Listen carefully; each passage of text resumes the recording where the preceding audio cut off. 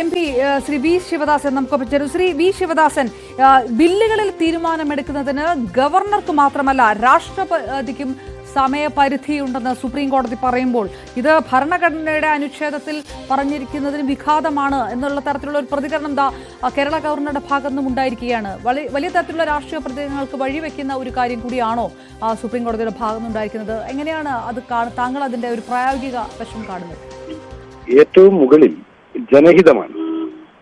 ആ ജനഹിതത്തെ പ്രതിനിധീകരിക്കുന്നത് നമ്മളുടെ തെരഞ്ഞെടുക്കപ്പെട്ട അസംബ്ലികളും പാർലമെന്റ് സംവിധാനവും ഒക്കെയാണ്. അപ്പോ ഒരു സംസ്ഥാനത്ത് ആ സംസ്ഥാനത്തിന്റെ അധികാരപരിധിയിൽപ്പെട്ട എന്ന് പറഞ്ഞാൽ സ്റ്റേറ്റ് ലിസ്റ്റിൽപ്പെട്ട വിഷയങ്ങളിൽ നിയമനിർമ്മാണം നടത്താനുള്ള അവകാശം സംസ്ഥാനത്തിനാണ്.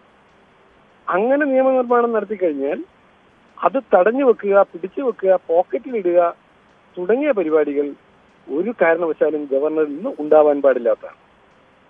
അതിനുള്ള അവകാശം അത്തരത്തിൽ നീങ്ങുന്ന ഗവർണർമാർ ഭരണഘടനാ താല്പര്യത്തിനെതിരായിട്ടാണ് പ്രവർത്തിക്കുന്നത് എന്നുകൂടി നമുക്ക് പറയേണ്ടതായിട്ട് വരും. ഇപ്പോഴത്തെ സുപ്രീം കോടതി വിധി ഈ പശ്ചാത്തലത്തിൽ ഒരു പരിധിവരെ ഗവർണർമാരുടെ അവർക്കില്ലാത്തതും ഉണ്ടെന്നവർ ധരിക്കുന്നതുമായിട്ടുള്ള വിഷയത്തിൽ ഒരു കൃത്യമായിട്ടുള്ള ഒരു സമീപനം അല്ലെങ്കിൽ ഒരു കാഴ്ചപ്പാട് മുമ്പോട്ട് വെച്ചിട്ടുണ്ട് എന്നുള്ളത് നല്ല കാര്യമാണ്. ഫെഡറൽ തത്വങ്ങൾ എന്നുള്ളത് ഇന്ത്യൻ ഭരണഘടനയുടെ അടിസ്ഥാന ശിലയാണ്. ആ ഫെഡറൽ തത്വത്തെ നിഷേധിക്കാൻ ഗവർണർമാരെ അനുവദിക്കാൻ പാടില്ല. ഗവർണർമാർ കേന്ദ്ര സർക്കാരിന്റെ ഏജന്റുകൾ എന്ന നിലയിൽ പ്രവർത്തിക്കുന്നത് ഭരണഘടനയെ ഇന്ത്യൻ ജനാധിപത്യ റിപ്പബ്ലിക്കൻ ദുർബലപ്പെടുത്തുന്ന ഒരു പ്രവർത്തനമായിരിക്കും. അതായത് ഇപ്പോൾ അത് ഗവർണറുടെ വിഷയം പോലെ തന്നെ ഇപ്പൊ രാഷ്ട്രപതിയുടെ കാര്യം കൂടെ വരുമ്പോൾ ഇത് കോടതിയിൽ രാഷ്ട്രപതിയുടെ തീരുമാനം വൈകുകയാണെങ്കിൽ അത് കോടതിയിൽ ചോദ്യം ചെയ്യാനുള്ള അധികാരം സംസ്ഥാനങ്ങൾക്ക് ലഭിക്കുന്നു. താങ്കൾ ഈ പറഞ്ഞ പോലെ ഒരു ഫെഡറൽ അവകാശങ്ങൾ കൂടുതൽ ശക്തിപ്പെടുത്തുന്ന ഒരു കാര്യം തന്നെയാണ് പരമോന്നത നീതിപീഠത്തിന്റെ ഭാഗത്തുനിന്ന് ഉണ്ടായിരിക്കുന്നത്, അല്ലെ? സോറി, പരമോന്നത നീതിപീഠത്തിന്റെ ഭാഗത്തുനിന്നുണ്ടായിരിക്കുന്നത് ഫെഡറൽ അവകാശങ്ങൾ കൂടുതൽ ശക്തിപ്പെടുത്തുന്ന കാര്യം. കാരണം ഈ രാഷ്ട്രപതിയുടെ തീരുമാനം വൈകിയാൽ അതുപോലും സംസ്ഥാനങ്ങൾക്ക് കോടതിയിൽ ഇനി ചോദ്യം ചെയ്യാം. തീർച്ചയായും അതില് ഞാൻ പറഞ്ഞു, ഗവർണറായാലും രാഷ്ട്രപതിയായാലും ഇന്ത്യൻ ജനാധിപത്യ റിപ്പബ്ലിക്കിന്റെ താല്പര്യത്തിനനുസരിച്ച് പ്രവർത്തിക്കേണ്ടുന്ന ആളുകളാണ്.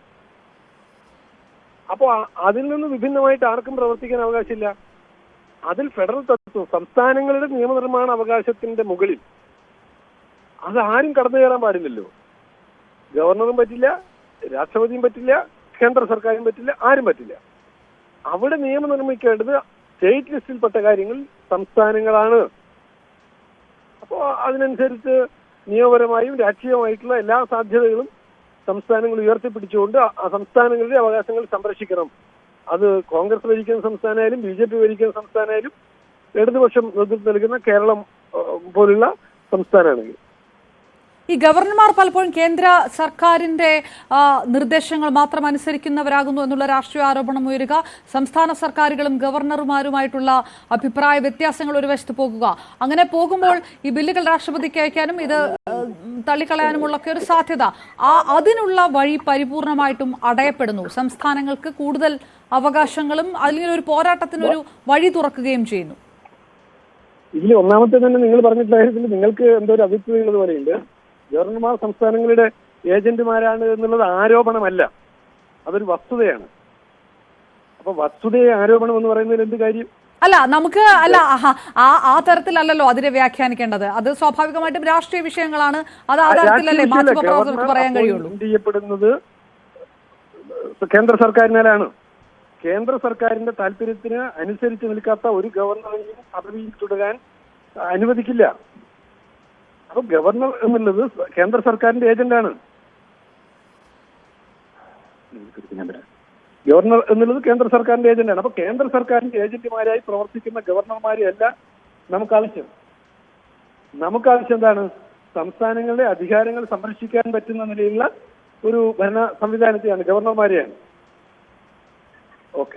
ഓക്കെ, വളരെ നന്ദി Shri doctor V Sivadasan MP പ്രതികരിച്ചത്. ഒരിക്കൽ കൂടി രാഗേഷിലേക്ക്. രാഗേഷ്, സംസ്ഥാന